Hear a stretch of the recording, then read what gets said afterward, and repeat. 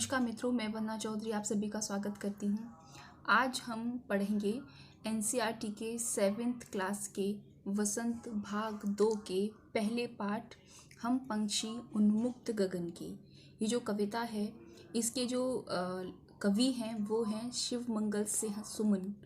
उन्होंने इस कविता के माध्यम से उन पक्षियों के व्यथा को प्रदर्शित किया है जिन पक्षियों को हम अपने शौक की वजह से अपने पिंजरे में रखते हैं। तो कवि ने इतनी सुंदर कविता का लेखन किया है और उसके भाव इतने सुंदर हैं कि वो पक्षियों के माध्यम से जो पक्षियों का दुख है कि वो पिंजरे में बंद रहकर किस तरह का महसूस करते हैं, उस भाव को यहाँ पर प्रकट किया है। कविता शुरू करते हैं। तो पहली 4 लाइनें हैं।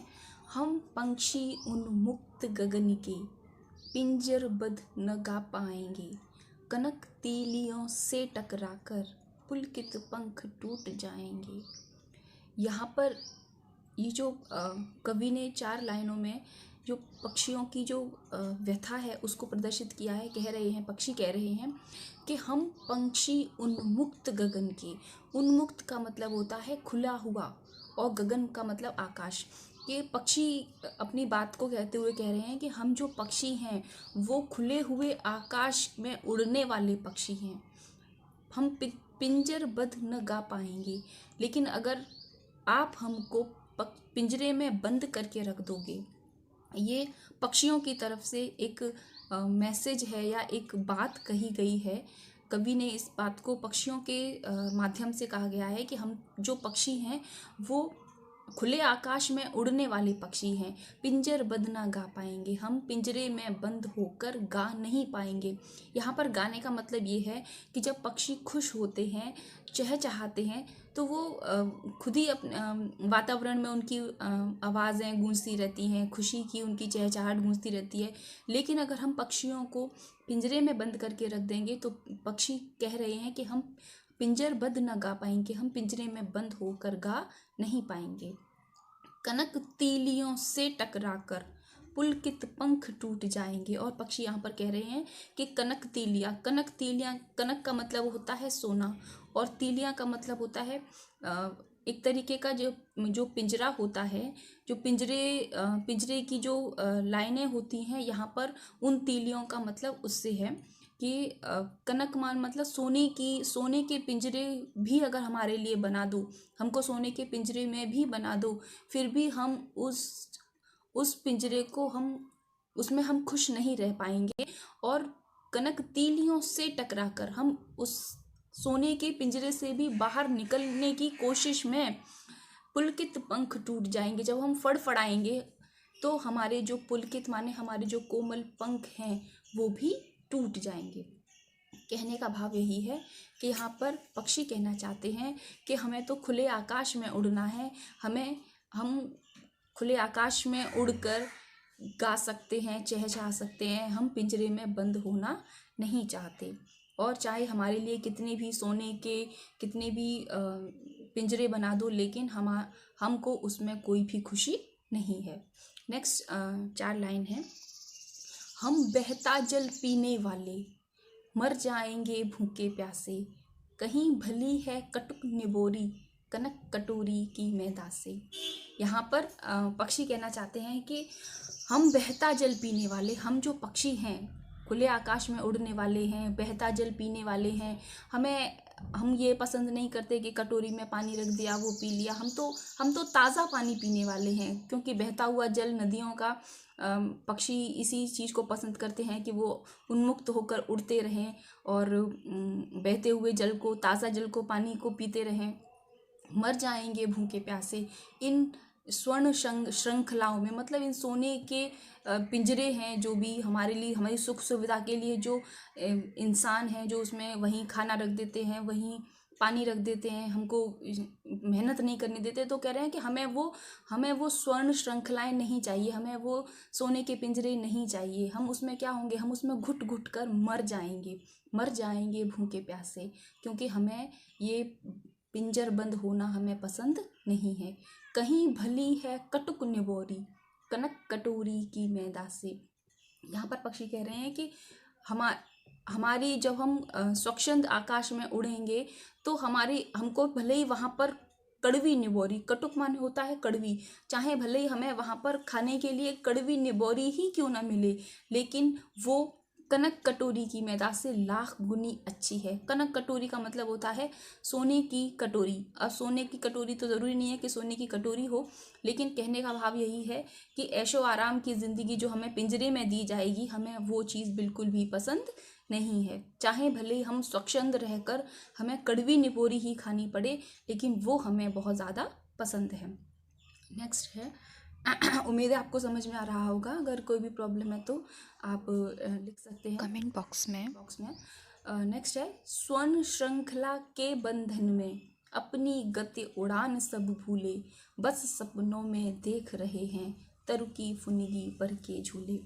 यहाँ पर कवि ने पिंजरे में बंद जो पक्षी है उसकी व्यथा को व्यक्त करते हुए कहा है कि स्वर्ण श्रृंखला के बंधन में, कि जो पिंजरे बने हुए हैं, चाहे भले वो सोने के पिंजरे हों, उनकी जो श्रृंखला है, मतलब सोने के पिंजरे में के बंधन में बंद होकर हम अपनी गति उड़ान सब भूले। हम ये सब भूल चुके हैं कि किस तरह से खुश रहा जाता है, किस तरह से उड़ा जाता है, किस तरह से हम चहचहाते हैं। पक्षी कह रहे हैं कि हम ये सब चीज़ें भूल गए हैं, क्योंकि हम इसी में बंद होकर हम अपनी सारी खुशहाली भूल गए हैं। बस सपनों में देख रहे हैं तरुकी फुनगी पर के झूले। और पक्षी कह रहे हैं कि अब तो बस हमें ये सपना ही लगता है, बस सपनों में, बस हम सपने में ही देख सकते हैं कि हम डालियों पर कूद रहे हैं, चहचहा रहे हैं। फुनगी का मतलब तरु होता है पेड़, और फुनगी होता है पेड़ की जो डालियाँ होती हैं, ऊंची ऊंची डालियाँ होती हैं वहाँ पर। तो पक्षी यही कहना चाह रहे हैं कि अब तो हम इन स्वर्ण श्रृंखलाओं में, इन जंजीरों में बंद कर, बस हमारे लिए अब तो ये सपना ही रह गया है कि हम किसी पेड़ की डाली पर खेल रहे हैं, चहचहा रहे हैं, घूम रहे हैं, उड़ रहे हैं। ये सब हमारे लिए अब सपना ही रह गया है। यहाँ पर कहने का भाव ये है। नेक्स्ट 4 लाइन है, ऐसे थे अरमान के उड़ते नीले नभ की सीमा पाने, लाल किरण सी चोंच खोल चुगते तारक अनार के दाने। अब इन 4 पंक्तियों का जो अर्थ है वो ज़्यादातर लोग आप इसका सीधे सीधे शाब्दिक अर्थ बता देते हैं, लेकिन मैं इसका अलग अर्थ बताऊंगी जो कि कवि यहाँ पर सच में कहना चाहते हैं। वो क्या है कि ऐसे थे अरमान के उड़ते। पक्षियों ने अपने अंदर जो अरमान थे, क्योंकि पिंजरे में बंद होकर अगर आपको जेल में डाल दिया जाए तो, और आप सपने देखते हो कि काश मैं बाहर आ जाऊं तो मैं ये करूं, मैं वो करूं, तो इसी तरह से पक्षियों के लिए वो पिंजरा एक जेल की तरह ही है। तो वो उनके जो अरमान हैं वो ये हैं कि ऐसे थे अरमान के उड़ते नीले नभ की सीमा पाने, कि जो नीला गगन है, नीला नभ मतलब जो अनंत आकाश है, वो उनके अरमान है कि वो इस नीले आकाश को उड़कर पूरा पार करें। मतलब नीले आकाश में उड़ें और उसकी स्वच्छंद होकर उस खुशी को महसूस करें। ये उनके पक्षियों के अरमान थे। लाल किरण सी चोंच खोल चुगते तारक अनार के दाने। अब यहाँ पर ये जो 2 लाइन है इनका अर्थ बहुत ही ध्यान से आप समझने की कोशिश कीजिए कि लाल किरण सी चोंच खोल, यहाँ पर कहा गया है कि जिस तरह से सुबह का जो प्रकाश होता है, जब सूर्य उगता है तो सूर्य की जो किरणें होती हैं वो किस तरह से आती हैं, वो लाल लाल धारियों की तरह आती हैं। तो जब सूर्य की किरणें आकाश में निकलती हैं, आती हैं, तो जो रात के तारे होते हैं वो चोंच की जो शेप होती है वो चिड़ियों की चोंच के समान, उन्होंने वहाँ पर कवि ने उस चीज़ को व्यक्त किया है कि जिस तरह से सूर्य की लाल किरणें सुबह के समय पर जब आती हैं और वो तारों को चुगती हैं, जिस तरह से तारों को चुगती हैं, मतलब सूर्य के प्रकाश से तारे छिप जाते हैं। और ऐसे ही जो पक्षी हैं, वो पक्षी ये कहना चाहते हैं कि जिस तरह से सूर्य की किरणें आकर रात के तारों को अपने अंदर समाहित कर लेती हैं, चुग लेती हैं, खा लेती हैं, ख़त्म कर देती हैं, उसी तरह से हम भी चुगते तारक अनार के दाने, हम भी उन तारे रूपी अनार के दानों को हम चुगते। यहाँ पर कवि का यही भाव है। इन पंक्तियों में जो दो अर्थ हैं, एक तो पक्षी जो हैं वो अनार के दाने खा रहे हैं, उस चीज़ की जो उपमा है वो यहाँ पर लाल किरण जो सूर्य के प्रभात के टाइम पर, सुबह के टाइम पर जो सूर्य की जो किरणें होती हैं वो जिस तरह से चोंच के आकार की बताई गई है कि जिस तरह से चोंच के आकार की जो किरणें होती हैं वो तारों को इस तरह से खा लेती हैं, चुग लेती हैं, एक एक करके सारे तारे खत्म हो जाते हैं। उसी तरह से हम भी अपनी चोंच से अनार के दानों को खाकर खत्म करते या हम खाते, ये पक्षियों की इच्छा है। नेक्स्ट 4 लाइन है। होती सीमाहीन क्षितिज से इन पंखों की होड़ा होड़ी, या तो क्षितिज मिलन बन जाता या तंती सांसों की डोरी। अब इन 4 लाइनों में जो पक्षियों की जो बहुत ज़्यादा इच्छा है वो ये है कि होती सीमाहीन क्षितिज से, कि अगर हम इन पिंजरे में बंद ना होते, अगर हम आकाश में, खुले आकाश में हम उड़ रहे होते, तो हमारी जो उड़ने की जो क्षमता थी वो कहाँ तक होती सीमाहीन, जिसकी कोई सीमा ही ना हो, क्षितिज। अब क्षितिज क्या है? क्षितिज एक पृथ्वी और आकाश जहाँ पर मिलते हैं, वो एक काल्पनिक रेखा जो बनती है उसको हम क्षितिज कहते हैं, क्योंकि वो होती नहीं है, लेकिन दूरी से अगर आप देखोगे तो वो आपको एक लाइन बनती हुई दिखाई देगी, या फिर आप समुद्र किनारे पर जाकर देखोगे तो आपको लगेगा कि आकाश और समुद्र मिल रहे हैं, तो वो जो एक लाइन होती है उसको हम क्षितिज कहते हैं।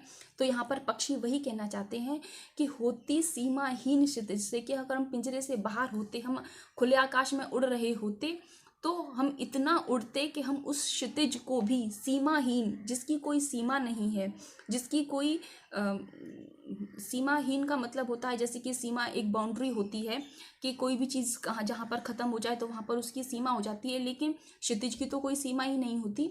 तो वो यही कह रहे हैं कि अगर हम उड़ते तो हम उस सीमाहीन क्षितिज तक भी पहुँचने की कोशिश करते इन पंखों की होड़ा होड़ी, क्योंकि पक्षी जो होते हैं वो ग्रुप में उड़ते हैं, समूह बनाकर उड़ते हैं, और जब वो समूह बनाकर उड़ते हैं तो वो ये कह रहे हैं कि हम एक दूसरे से होड़ करते हैं कि कौन वहाँ तक पहुँचे, कौन वहाँ तक पहुँचे। तो इस तरह से उनकी जो अभिलाषा है वो कवि ने यहाँ पर व्यक्त की है।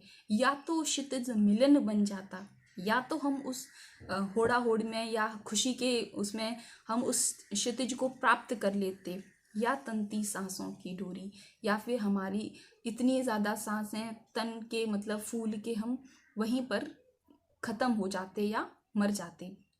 कहने का कवि पक्षियों के माध्यम से यही बताना चाहते हैं कि उनकी जो अभिलाषाएं हैं वो बस ये है कि वो स्वच्छंद आकाश में उड़ना चाहते हैं, उनकी और कोई अभिलाषा नहीं है कि वो पिंजरे में बंद होकर इस तरह का जीवन व्यतीत करना नहीं चाहते, चाहे भले ही उस सीमाहीन क्षितिज को प्राप्त करने में उनकी जान ही क्यों न निकल जाए, लेकिन पक्षी यही चाहते हैं कि हम इस पिंजरे से बाहर निकलें।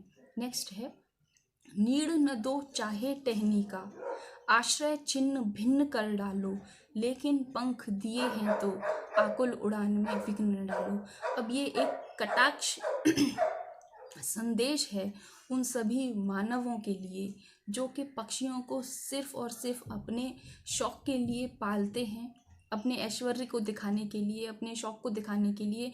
वो इस चीज़ को समझते ही नहीं कि उस पक्षी पर क्या बीतेगी, कि आप उसकी आज़ादी को आप छीन रहे हो सिर्फ अपने शौक के लिए। तो यहाँ पर कवि ने जो 4 लाइनें जो दी हैं वो बहुत ही ज़्यादा एक इन सभी इंसानों के लिए एक कटाक्ष के रूप में पक्षी कहना चाहते हैं। वो कह रहे हैं कि नीड़ न दो चाहे टहनी का, कि हे मनुष्य, चाहे हमें, नीड़ का मतलब होता है घोंसला, चाहे हमें आप लोग टहनी जो पक्षी जो होते हैं वो टहनी तोड़ तोड़ कर जो अपना घोंसला बनाते हैं, तो पक्षी ये कह रहे हैं कि हमें वो घोंसला भी नहीं चाहिए। नीड़ न दो चाहे टहनी का, हमें उन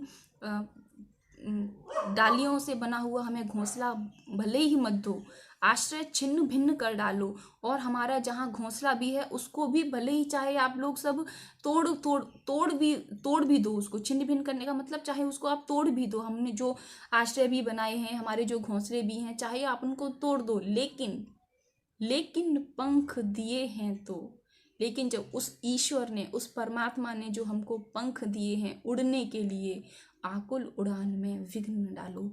हे मनुष्य, तुम हमारी उस उड़ने की क्षमता में, हमारे उस उड़ने के गुण में तुम विघ्न, मुसीबतों को मत डालो। कहने का यही भाव है कि पक्षी कह रहा है मनुष्य को एक संदेश देते हुए कि मुझसे मेरा घर ही छीन लो, चाहे कुछ भी कर लो, लेकिन उस ईश्वर ने जो मुझे उड़ने का जो गुण दिया है, वो, हे मनुष्य, तुमको कोई अधिकार नहीं है मुझसे उसको छीनने का।